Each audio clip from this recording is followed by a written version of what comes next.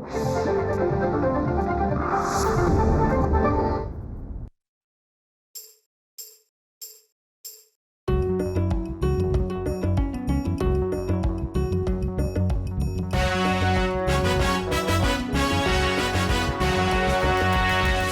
सेवा सकलांची हा एक ध्यास अनिवार्य. किती संकटे आली तरीही करतो आम्ही पार.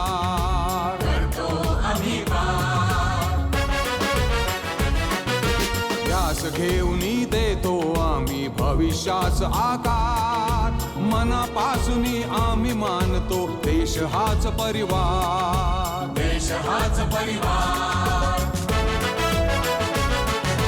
विकास साधावया जनांचा आहो आम्ही तयार. राष्ट्र निर्मितीसाठी झटतो आम्ही शिलेदार.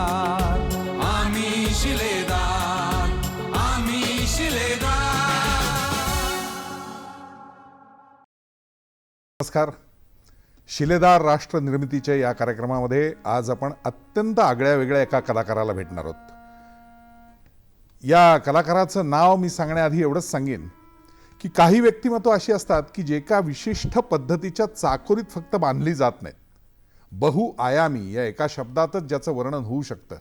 कारण नाट्य पंढरी जिथनं सुरू झाली त्या सांगलीमध्ये झालेल्या नाट्य संमेलनाचं अध्यक्षपद असो, एक गाणाऱ्या गळ्याचा कलाकार म्हणून संगीत रंगभूमीवरती काही वेगळी कारकीर्द केलेली असो, मराठी चित्रपटसृष्टीमधला एक अत्यंत मोहक देखण्या चेहऱ्याचा कलाकार म्हणून आपल्यापर्यंत झालेली ओळख असो, रसिकांच्या हृदयामध्ये ज्या व्यक्तिमत्वानी अत्यंत वेगळं स्थान निर्माण केलेलं आहे अशा कलाकाराशी आज आपण बातचीत करणार आहोत.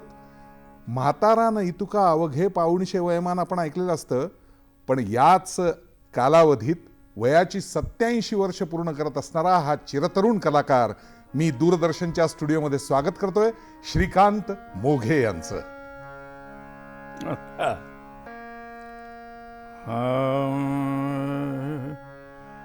ज्ञानदेवीच्या मराठीच्या नगरीतून हिंडून आणिले टिपुनी अमृत कण. आणिले टिपुनी अमृत कण. ती देहवंदी देवाची पंढरी. ती पंढरी दुमदुम्ये तुक्याच्या नावाच्या तोडरी. घरोघरी ही अभंगवाणी झाली वृंदावन. आणिले टिपुनी अमृत कण. वा वा. नादात हिंडले कानांचे मधुकर. आणिले वेसुनी अक्षर तुमचा तुम्हा कुंभ वाहिला. सूर्या निरांजन.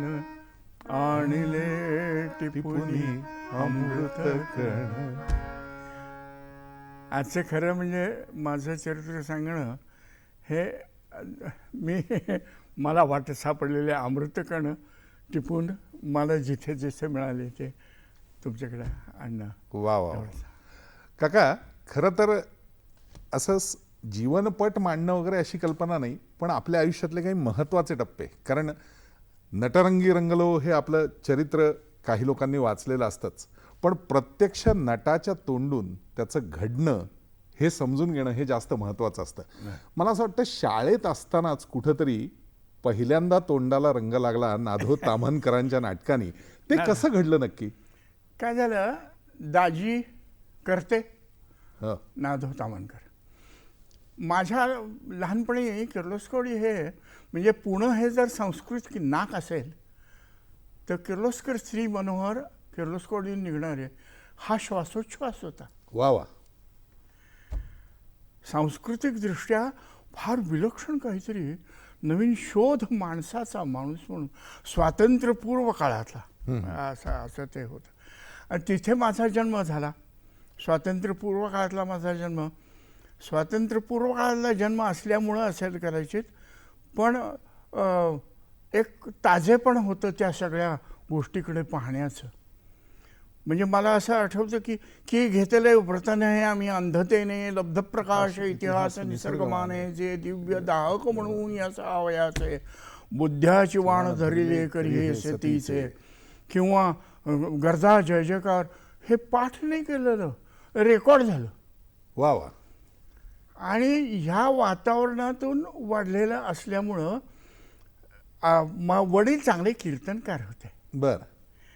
आणि खरं म्हणजे त्यांना किर्लोस्करांच्याकडे चांगली नोकरी वगैरे होती. तो काळ असा होता की नोकरी सांभाळून सगळं काय करायचं. जमेल ते काय करायचं.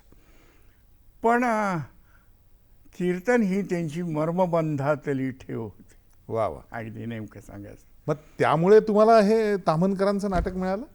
ॲक्च्युली ताम्हणकरांनी ते नाटक माझ्या वडिलांनाच अर्पण केलं. बर. वडिलांचा खूप चांगला, अत्यंत चांगला नट होता माझे वडील. म्हणजे बर. अत्यंत चांगला, अत्यंत गंभीरपासून अत्यंत हिलेरियस कॉमेडीपर्यंत. आणि कीर्तनकार कीर्तन कराल ते आवश्यक असतं. त्याला असं. आणि औंधाच्या महाराजांच्याकडून रूपलावण्य होतं, गळा होता, बुद्धिमत्ता होती, विलक्षण स्मरणशक्ती होती. म्हणजे मला सुधीरला अनेक तर ह्या सगळ्या प्रकारातून नाटक ते ताम्हणकरांचं आलं. आणि गोट्या हा जे एक शब्दचित्र उभं राहिलं ना, त्या पोरामध्ये त्यांच्यासमोर हिंडणारी जी पोरं त्याच्यात एक मी होतो. तुम्ही होता. मला नंतर कळलं ते, आणि त्यांनीच सांगितलं मला. पण त्यामुळं त्या नाटकाशी म्हणजे आपल्याला माझ्या असं लक्षात आलं बरं का, की मी जन्मानं नट आहे. जसा माझा धाकटा बंधू जन्मानं कवी होता, तसं मी नट म्हणजे काय म्हणते का, कोणीतरी लिहिलेले यदृच्छया शब्द माझ्या वाट्याला येतात. बरोबर. मला ते भयंकर जिव्हारी जडतात. होय. त्यांच्यात प्राण फुंकण्याशिवाय मला गत्यंतर नाही असं माझ्या लक्षात येतं. आणि जे नाटक होतं, ज्याला करता येतं त्याचं नाटक, तो नट. बरोबर.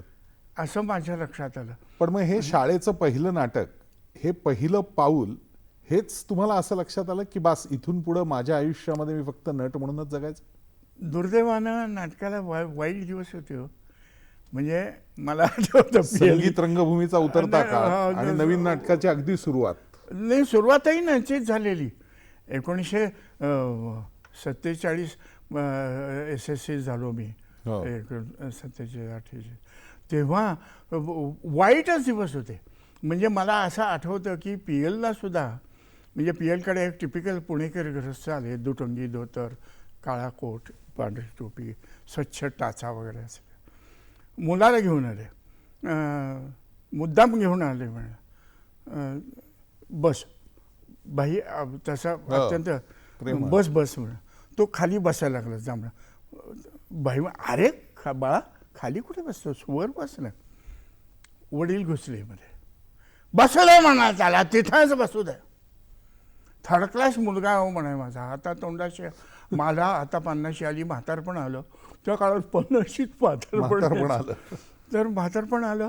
अजून हातातोंडाशी आलेला हा मुलगा काही कशातही नाही गती, गणितात नाही, इतिहास भूगोलात नाही, कशातही नाही, शून्य.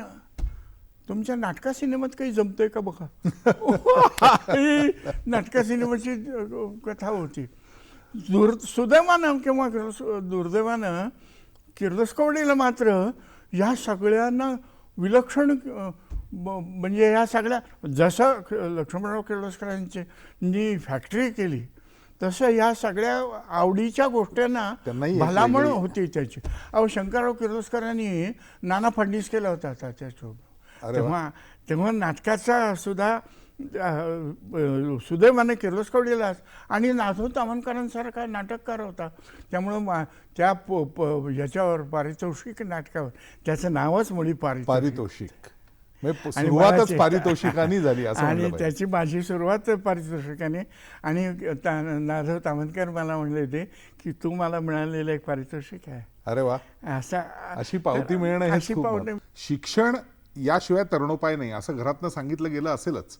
कारण तुम्हीच असं म्हणलं होतं की तुम्हाला त्यावेळेला घरनंही फोर्स झाला आणि तुम्ही कदाचित सायन्स आणि नंतर इंजिनिअरिंगला जायचं असंही ठरवलं. कारण साधी गोष्ट होती, SSC झाल्यानंतर आर्ट्सला जायचं नाही. काय आर्ट्सला काय जाऊन करायचं, प्रोफेसर व्हायचं, मास्टर व्हायचं, कॉमर्सला अजून आलेलंच नव्हतं, डॉक्टर व्हायचं, इंजिनियर व्हायचं. इंजिनियर व्हायचं कारण लठ्ठ पगाराची नोकरी, नाजूक आकाराची छोकरी बायको म्हणून मिळते, इतकं साधं गणित होतं ते. त्यामुळे ते सायन्सला गेलो आणि भंबाळ वाचलो हो माझं. सुदैवानं PL नेमका त्याच वेळेला विलिंग्डनला आला. PL MA झालेला होता, MA करायला आले होते. आणि PL दिना टाकळकर, वसंत कानिटकर, गिरीश स्वतः असे सगळी मंडळी असल्यामुळं मग ते सगळं साहित्य आणि या सगळ्या वर्तुळात त्यामुळं निभून म्हणजे आपल्याला कळत नाही हेच कळलं नाही. पण तुमच्या घरात तुमचं एक उत्तम पेंटिंग आजही तुमच्या बोटातली जादू दाखवणारं आहे. तर हे चित्रकलेकडे वळणं त्याच काळात कसं काय झालं? खरं काय झालं माहिती आहे का, जे काही ॲल्युरिंग वाटेल ना ते करत जायचं.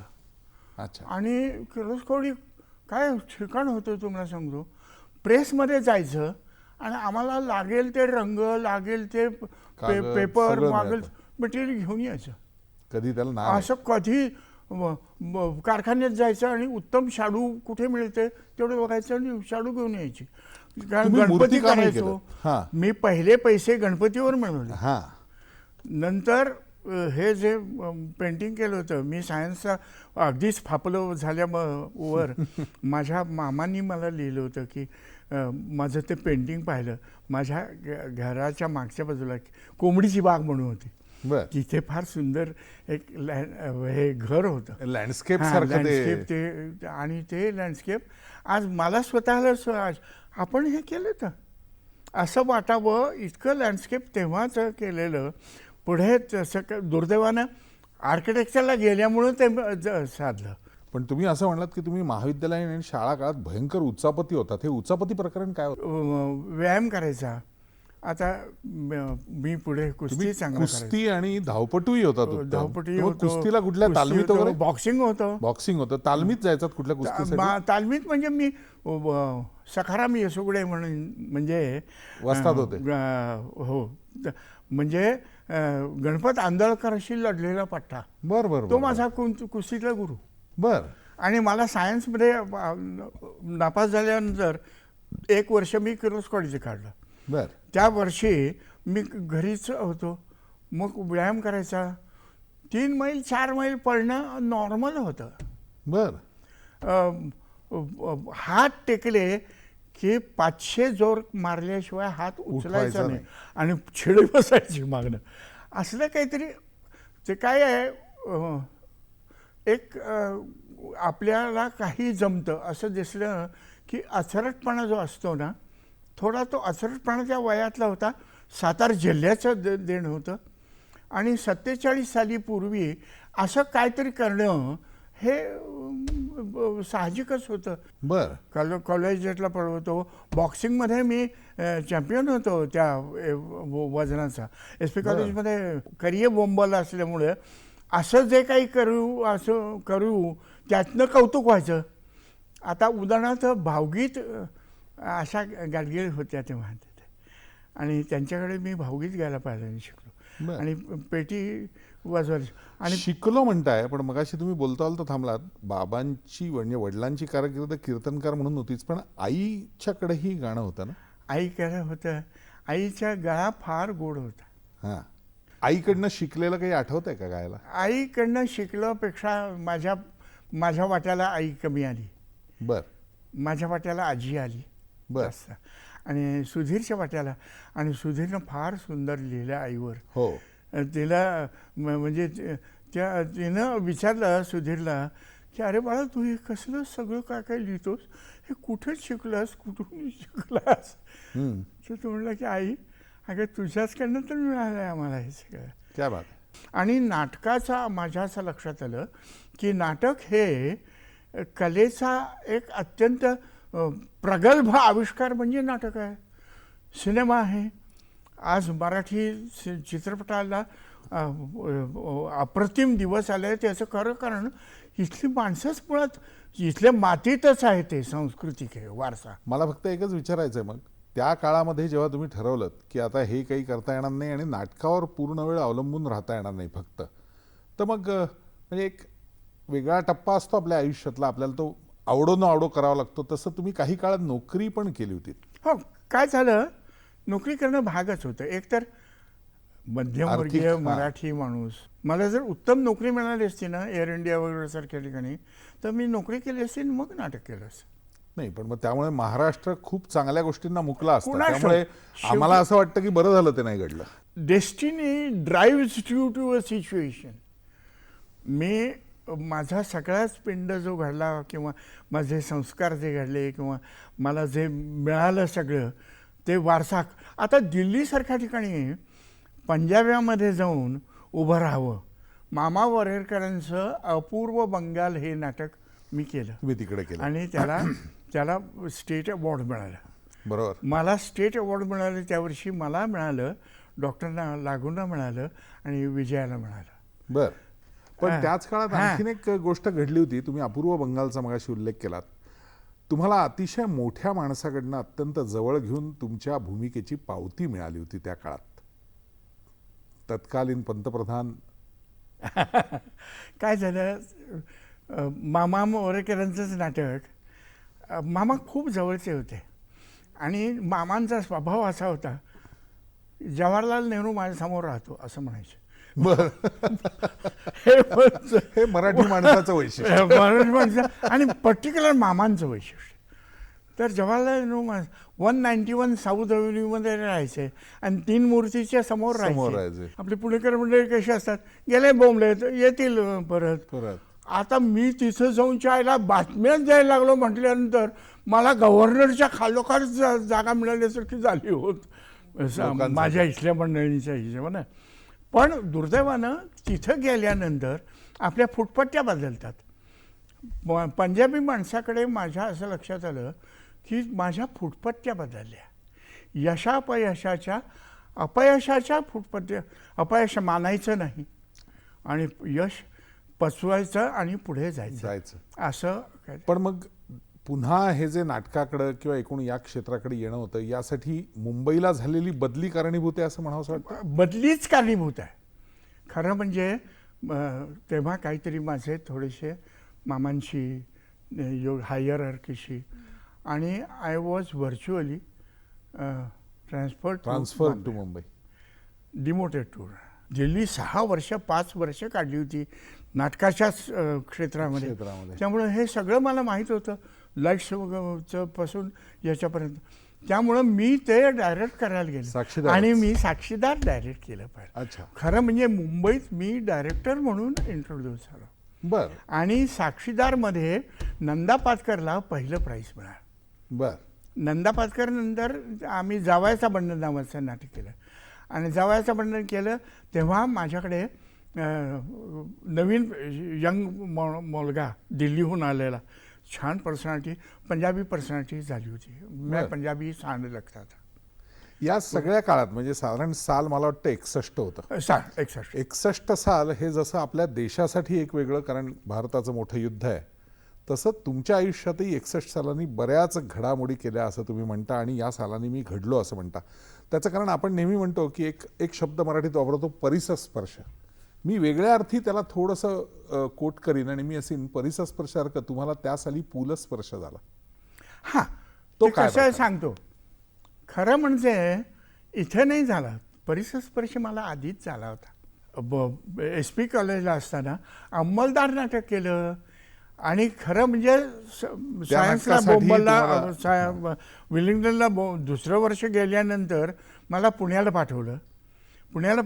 SP कॉलेजला हॉस्टेल मिळालं म्हणून SP कॉलेजला आलो. SP कॉलेजला आलं म्हणून शरद तळवलकर तिथे डायरेक्टर. शरद तळवलकर असल्यामुळं शरद PLचा खूप त्यामुळं त्याच्या हातात अंमलदार लागलं. अंमलदार त्यांच्या हातात लागलं म्हणून त्यानं परस्पर ठरवलं, BS इंटरसायन्सच्या वर्षी मी काही करणार नाही, पण ज्युनियर BSCच्या वर्षी मी काहीतरी करणार असं म्हणून अंमलदार नाटकामध्ये सर्जेराव श्रीकांतनी करायचं असं ठरवलं त्यांनी ठरवलं. आणि अंमलदार माझ्या वाट्याला आलं. आणि खरं म्हणजे PL आणि PLची म्हणजे PLनं कौतुक कसं काय होतं, पाठीवर थाप मिळणं म्हणजे काय, अरे वाऱ्यावरच्या वराचं दिल दे करे खो मुझे पण रेखो किंवा पोवाडा, मी पोवाडा म्हणायचो. आता माझ्या भाग्ययोग कसे असतात, पोवाडा माझा एक दिवशी गाजला स्टेजवर. आता बाईचं वैशिष्ट्य असं, बाईला पहिल्यांदा दाद जाते. बाईचं मोठेपण वा वा. पहिली त्यानं स्टेजवर मला पाठीवर थाप मारली. रसिकांच्या हृदयामध्ये श्रीकांत मोघे हे नाव एका वेगळ्या संगीत नाटकाने पोचलं, ते म्हणजे लेकुरे उदंड जाहली. तर त्या आठवणीविषयी आम्हाला खरं म्हणजे त्याच्यावर एक काय मोठं भाष्य होईल इतकं मोठं आहे ते. कसे गंमत आहे बा, शिवाजी बिंदूवरून निघालो, चहा घ्यायचा होता म्हणून मी शिवसेना भवनावरून डावीकडे वळलो, समोरून वसंत कानिटकर आले. वाऱ्यावर शिवरात ऐनपणात होतं, 64-65 साल वाऱ्यावर शिवरात. आणि समोरून आले, अरे वा म्हणे, काय सध्या जोरात आहात तुम्ही, दिल दे का देखो वगैरे वाऱ्यावर शिवरात, तू उगीच का कांता खूप छान म्हणतोस. बाई म्हटलं, बाईचं आहे रे ते सगळं, उगीच का कांता. बाईच्यावर एक नाटक लिहायचं डोक्यात आहे, तू काम करावंस असं वाटतं. बाईच्यावर नाटक लिहिलं तुम्ही, मला काय कळलं नाही. अरे म्हणे, बाईनं नाही का तुझं आहे तुझं पाशी रामूभैया दात्यांच्यावर लिहि, तर रामूभैया एकटे थोडीच आहेत म्हणे. अशा अनेक व्यक्तिमत्वांचा खुलास असतं लेखकाच्या डोक्यात झालेलं. तर मला म्हणले, तू एक जाऊन असं कर, माय फेअर लेडी बघ. म्हटलं माय फेअर बघ. तर म्हटलं बघायला गेलो. अगदी खरं सांगायचं, प्रामाणिकपणे सांगायचं, माय फेअर लेडी तुम्हाला काहीही कळलं नाही. एक तर तोंडातल्या तोंडात बोलतात ती, पण एक गोष्ट लक्षात आली, तो हेनरी हिगिन्स तो कॉलम्सच्या मागं उभा आहे, तो असा पुढे येतो आणि ती गागत उभी आहे आणि ती फुलराणी Eliza Doolittle. Look at her, the prisoner of the greatest Indian civil shatters by right hung for the cold-blooded murder of the English tongue. Ow, ती म्हणते, हाव, हा म्हणतो, heavens, what a noise. This is what the British population calls an elementary education. गाण्यात शिरला. लईतच सगळं ते बोलणं असतं, गद्य काव्य ज्याला आपण म्हणतो. बोलत असताना गाण्यात शिरणं आणि गाण्यातून परत ह्याच्यात येणं, हा सगळा प्रकार तिथे. मग पुढचं सगळं क्रेडिट जितेंद्र अभिषेकीचं. की तोपर्यंत जे नाटक होतं ते पडदा उघडणं म्हणजे आपल्या नाटकाच्या भाषेत आपण चौथी भिंत उघडी करणं म्हणतो, पण तरीही त्या भिंतीच्या आतच नाटक असतं. प्रोसिनियम आर्च किंवा भिंत ती चौथी तोडून रसिकांपर्यंत पोचणं हे मला वाटतं पहिल्यांदा त्या नाटकात घडलं. आणि नुसती का रसिकांपर्यंत पोचणं नाही, त्यांना पार्टिसिपेट करून घेणं हे मूळ नाटकात होतं का श्रीकांत मोघे भूमिका करणार म्हणल्यावर ते आलं? ते नाही, श्रीकांत मोघ्यांना डायमेन्शन्स मिळाले. प्रत्येक नटाला असं वाटतं की आपण याही आयामाला थोडासा स्पर्श केला पाहिजे, ते म्हणजे चित्रपटाचं क्षेत्र, रुपेरी पडदा. आणि त्याही पडद्याला तुम्ही गवसणी घातलीत, पण माझ्या माहितीनुसार तुम्ही एका फार मोठ्या दिग्दर्शकाचा चित्रपट आधी नाकारला होता आणि नंतर तुम्ही घुसखोरी तुमची जी स्वभावातली होती त्या पद्धतीने घुसून चित्रपट दुसरा मात्र मिळवला. हे काय घडलं? काय झालं दुर्दैवानं, म्हणजे गणी माडगुळकर आणि वसंत देसाई हुडकत आले, शाहीर प्रभाकर पिक्चर करायचा असं त्यांच्या डोक्यात होतं. कोकणातनं आलेला असा स्वप्न डोळ्याचा असा पोरका कोणीतरी पाहिजे. माडगुळकरला आपला श्रीकांत आहे ना, दिल्लीहून आला आहे आताच, त्याला बस बोला. माडगुळकर बसवतो आणि that was my 4th day of joining Kirloskars. पण मला पुढे करिअर करायचं होतं हेच मला माहीत नव्हतं.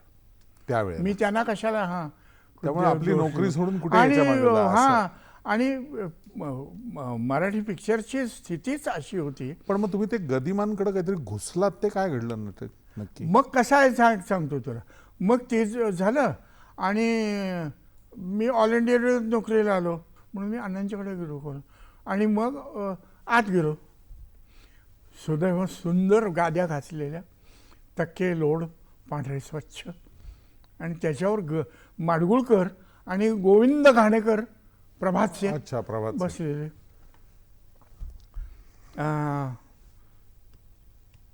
आता मी पूर्ण पंजाबी झालो होतो. रंगरूप दिल्लीचे सगळे संस्कार. दिल्लीचं घेऊन आलो होतो. सेहत का नमुना हो गया. तर त्यांनी असं ह्यांनी बघितलं गोविंद घाणेकरांनी. हा कोण मुलगा मला आणो. अहो असं काय करता म्हणजे रामभाऊ यांचा मुलगा किर्लोस्करचा, आपल्या किर्लोस्करचा काय करतो. दिल्ली मी म्हटलं दिल्ली रेडिओन बातम्या देत होता आणि इथे बातम्या देतो सध्या. असं हां काम करतोस का पिक्चरमध्ये. कुठलं पिक्चर. प्रपंच म्हणून पिक्चर करतो आहोत म्हणे. तर बघ करत असलंस तर कर. एंट्री सहजगत्या वेगळा चित्रपटाचा प्रपंच तुमच्या आयुष्यात आला असं म्हणतो.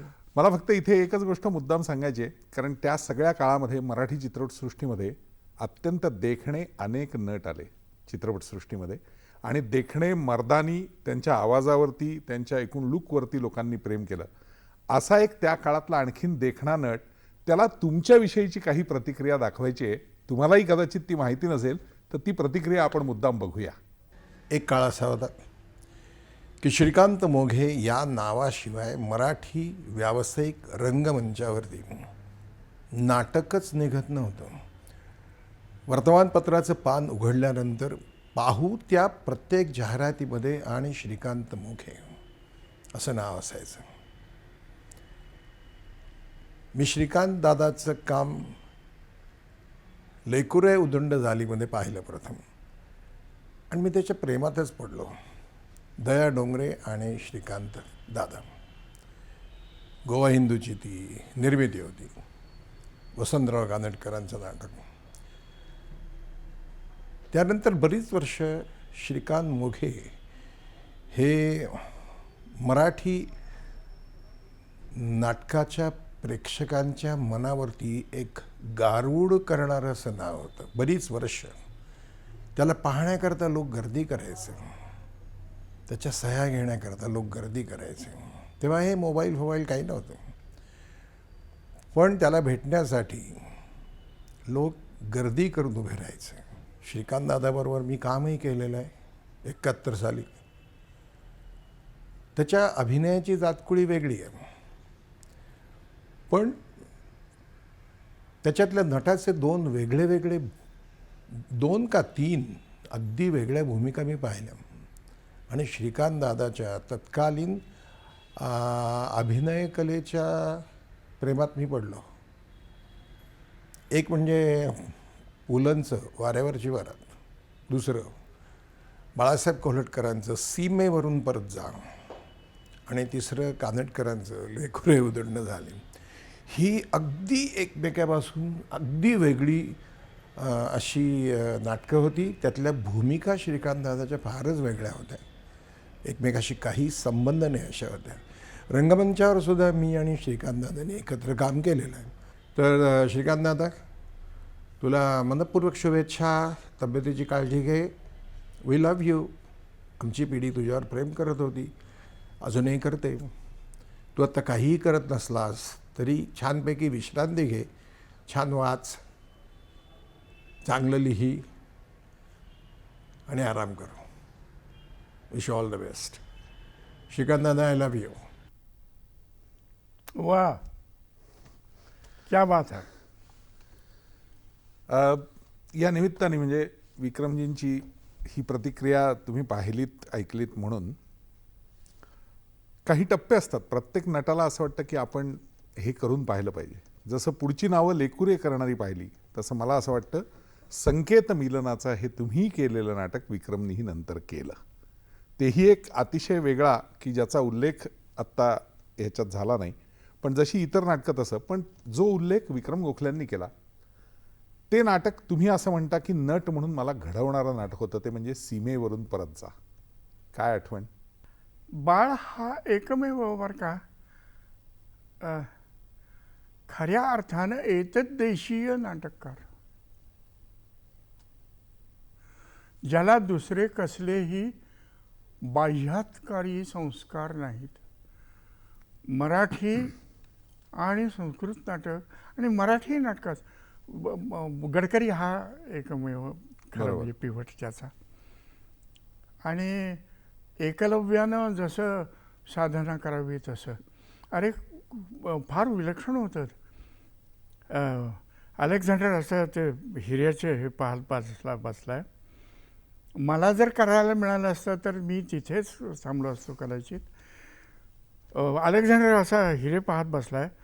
असले अनमोल हिरे त्यानं पाहिलेच नाही आहेत. आणि त्यांनी निर्माण केलेलं एक पात्र चारू याचं पात्र श्री जोगळेकर करायचं. तो येतो आणि त्याला पाहतो म्हणतो, मातीच्या पुतळ्या तुला हिऱ्यांचा शृंगार, मातीच्या पुतळ्या तुला हिऱ्यांचा शृंगार, जग जिंकलंस पण मन पराभूत म्हणून करे तुला लोभाचा आजार. मातीसाठी मातीचाच पण दगडांचा लाचार. विसरू नकोस भोळ्या जग जिंकणाऱ्या खोळ्या, ध्यानात ठेव मनात ठेव भविष्य आपलं कानात ठेव. आक्रमकांच्या पायाखाली शेवटी मातीचाच आधार. या मातीचा पिंड, ज्या मातीचा पिंड त्याच मातीचं ब्रह्मांड, ज्या मातीचा त्या मातीला तिला जाऊन मिळणार. श्रीकांत मोघ्यांकडे एक असं वैशिष्ट्य आहे असं माझं काय मत आहे, ते म्हणजे वेगवेगळ्या पद्धतीची स्वगत सादर करायला त्यांना आवडतात.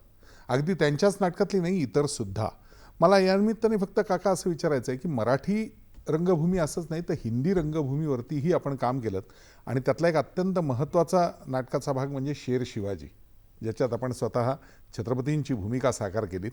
तर त्यातलं एखादं स्वगत किंवा काही वाक्य आम्हाला ऐकवता येईल का? कारण तुम्ही मगाशी म्हणलात त्याप्रमाणे आणिले टिपुनी अमृत कणसारखं तुम्ही दिल्लीत जाऊन हिंदीचे आणि पंजाबीचेही सगळे कण टिपलेले आहेतच, त्यामुळे तो लहेजा आणि त्या पद्धतीने ते येईल असं मला वाटतं.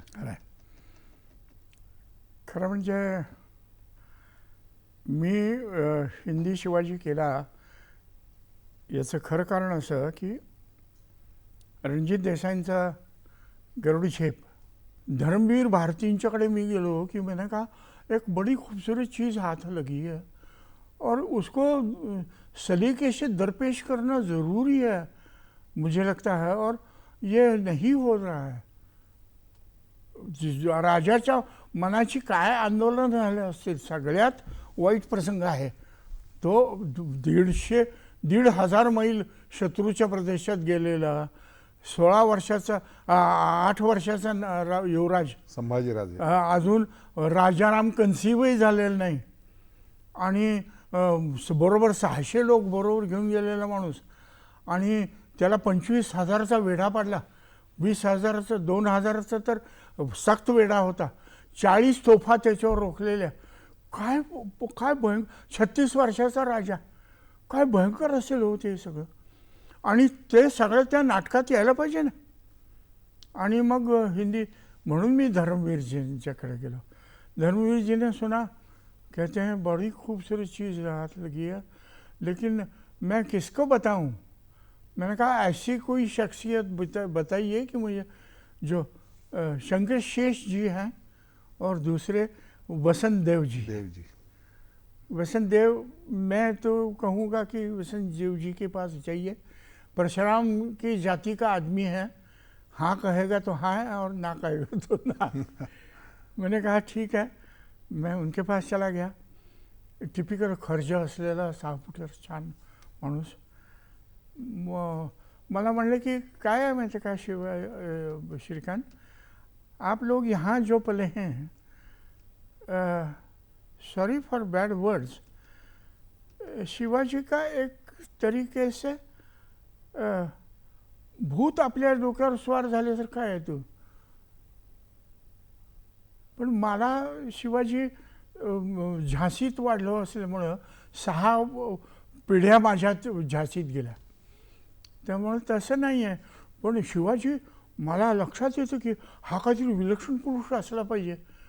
मी वाचतो आणि माझी ताकद असेल तर मी हो म्हणतो बाबा. मैंने कहा ये तो ज़्यादा अच्छा है ना, आप सही उसका इस्तेमाल कर सकते हैं, कह सकते हैं उसके बारे में. आणि तसंच झालं. त्यांनी वाचायला घेतलं आणि त्यांनी जे काय केलं त्यातलं फार विलक्षण आहे. तर काही त्याच्यामध्ये फार सुंदर प्रसंग आहे की मिर्झा राजा जयसिंगचा मुलगा तो तिथे हा राहिला आणि गिरवी राहिला. आणि शिवाजी राजा याला भेटायला औरंगजेबाला भेटायला जो गेला तो पहिले दिवाणे खास दिवाणे आम दिवाणे खास दोन्ही संपलं आणि घुसलखान्यात त्यांची भेट झाली एवढ्याशा जागेत. आणि शिवाजीचं डोकं माझं त्याच्या पद्धतीने अपमान झाला होता. संभाजीला पहिल्या रांगेत उभं केलं आणि त्याला जसविंग सिंगच्या खाली उभं केलं आणि डोकं गेलं. आणि ते सगळं पाहून शिवाजी अपमान करून निघून गेला. बरं, आता मला एक लक्षात येतं की खरं म्हणजे सगळ्यांच्या म्यानं तलवारी होत्या. तलवारी बाहेर पडल्या असत्या आणि खांडोळी केली असती तर. पण काय स्पिरिट असलं पाहिजे त्या माणसाचं की तो औरंगजेबाचा असं बोलला आणि निघून गेला. आणि माणसं अवाक होती की असं कोणीतरी त्याच्यासमोर बोल. आणि गेल्यानंतर दुसऱ्या दिवशी कुंवर रामसिंग आला. कुंवर रामसिंगला मिर्झा राजांनी सांगितलं होतं की जब तक जिंदा हो उसका बाल भी बाका नहीं होना चाहिए. तर तो बिचारा बापूराव होऊन आला. औरंगजेबाने त्याला सांगितलं की शिवाजी का सर काट के मुझे लाकर दो. उसने अपनी तलवार उसके पैरों तले रखी और कहा कि हमको काटो, जब तक हमको काट नहीं डालते मैं उसको नहीं काटूंगा. आपकी ज़ुबान तुम्हारे पिताजी की ज़ुबान अहम है कि कहता है ज़ुबान और इसमें फ़र्क नहीं करते हम राजपूत. जब पिताजीने ज़ुबान दी है. आता हा माणूस भेटायला आल्यानंतर फार सुंदर आहे की त्यानं शिवाजीला म्हणला तो, महाराज यहाँ के लोगों की इज्जत होती है कि बेइज्जत होती है, आपको क्या पड़ी है. आपने वहाँ ये उधम मचाई, आप जानते, आप समझते क्यों नहीं है कि आपने शेर की मान में घुसने का दुस्साहस किया है. जान है तो जहान है, बाकी बातें बेकार हैं. राजा हंसतो म्हणतो, कुंवर साहब राजपूत होकर आप हमें कौन सी पट्टी पढ़ाना चाहते हैं. इसलिए कि ये कद्दावर है, ताकतवर है, क्रूर कर्मा है, मजहब के नाम पर संगठित है, इसलिए हम इनसे डरें. क्यों? अगर एक हपशी रुमाल बनेला भैंसा धावा बोल दे तो क्यों कर डर से कांपने लगे. वो जो शेर का बच्चा है, शेर का बच्चा है, चाहे दबकर मुड़ जाए, हट जाए, वहां से हट भी जाए, एक बात पक्की ध्यान में रखना, एक शेर का बच्चा एक दिन शेर हो जाता है.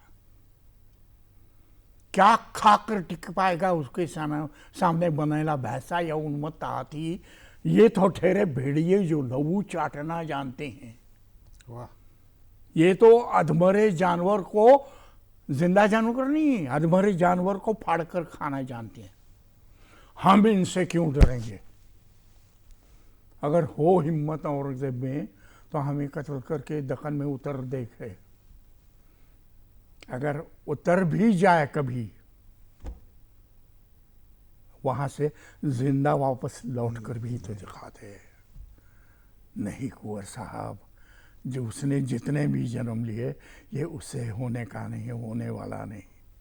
स्वगताबरोबरच आणखीन एक वेगळा टप्पा तुमच्या आयुष्यातला छोटा, की जो खूप लोकांना कमी माहिती असेल म्हणून, चंद्रवदन सेठ नावाच्या माणसाने बनवलेल्या एका इंग्रजी चित्रपटात तुम्ही काम केलं, मिल्की वे. तर तो अनुभव काही वेगळा होता असं म्हणतात, तो ते काय? अगदीच वेगळा होता. खरं म्हणजे माझ्या आयुष्यात सांभाळून ठेवा असं जर काही असेल ना, तर त्यातलं ते आहे. हे लेप्रसी झालेला माणूस तो मी केला होता. माझ्याबरोबर हरिनाथ चट्टोपाध्यायने अरे वा, एक टोटली डिलॅपिडेटेड हा केला होता. महारोगी केला होता. आणि त्यांना गाडीतून घेऊन ओढत चाललेला सेमी डिलॅपिडेटेड माणूस मी. आम्ही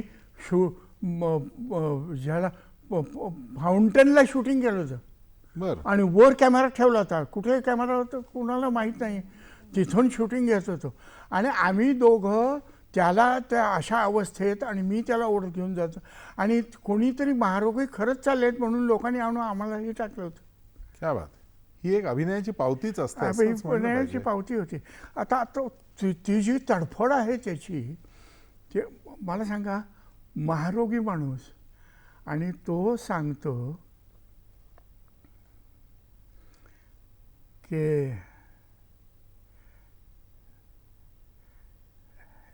ये जो ऐसी बीमारी है, छुआछूत से लगने वाली बीमारी,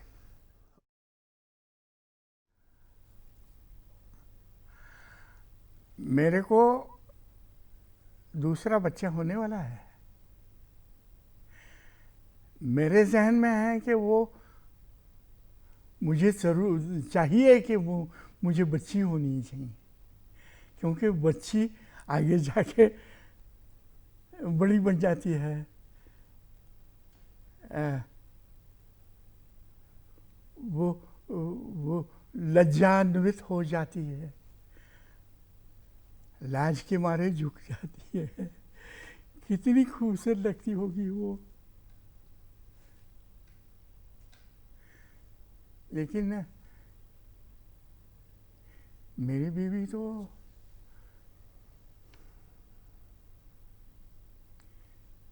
ऐसे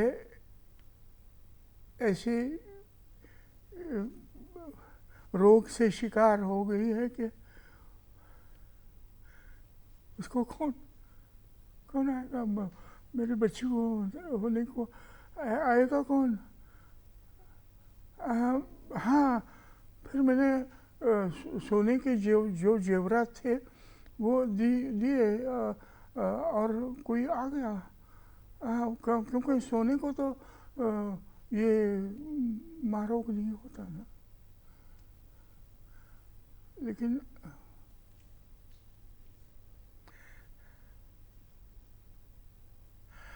मेरे बच्चे,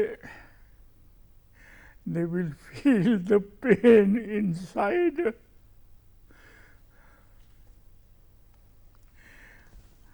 हे त्याचं आहे. क्या बात आहे.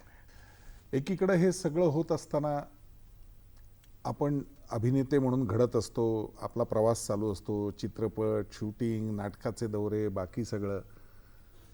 कुठेतरी एक गलबत्याचं असं एक टोक असतं की जिथे ते बंदर म्हणतो ज्याला आपण, तिथं ते बांधलेलं असतं, ते म्हणजे आपलं घर असतं. त्या डॉक्टरीनबाईंशी तुमचा झालेला या सगळ्या काळातला मधला विवाह आणि नंतरचा संसार, काय वाटतं की या सगळ्या गोष्टीमध्ये त्यांनी घर कसं सांभाळलं? फार सुंदर उर्दूत है. हंगामाए गम से तंगा कर, हंगामाए गम से तंगा कर, इजहार मसरत कर बैठे, मशहूर थी अपनी जिंदा दिली, दानिस्त शरारत कर बैठे। कोशिश तो बहुत की हमने मगर पाया न गमे हस्ती से मफर, वीरानी ये दिल जब हद से बढ़ी, घबरा के मोहब्बत कर बैठे। घबरा के नहीं, जानबूझकर मोहब्बत हो गए। एकतर नूतन जशी त्या काळात अशी सडपातळ लोकेटेबल होती ना, तशी शोभना म्हणजे बायको माझी. आणि सुखाचे फार मजेदार दिवस होते. सुनीला प्रधान माझी तिची मामी, सखी आत्यामामी बहिणी त्या. सुनीला कल्पनाही नव्हती.